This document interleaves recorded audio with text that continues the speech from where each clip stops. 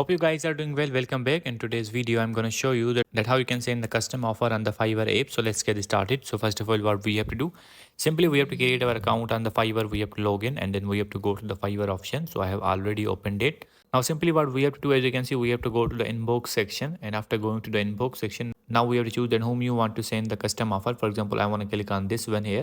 So after clicking on this, as you can see, we have to click on this option here. So let's click on this. And now simply we have to click on this plus icon, and after clicking on the plus icon, you will be able to see the create an offer option. Now we have to click on this. We have to choose the gig, that which gig you want to select. For example, if you want to change it, you can also do that. And now simply we have to write the description here. For example, I'm going to write the random description here, accept it.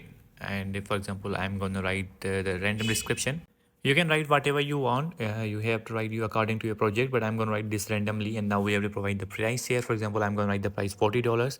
And now simply we have to choose the delivery date here. For example, I'm going to choose these 3 dates here. And now simply we have to click on the send offer, and the offer will be sent to the customer or the client. So in this way, you can send the custom offer on the Fiverr app. I hope you guys understand this video, that how you can do that. So see you in the next video.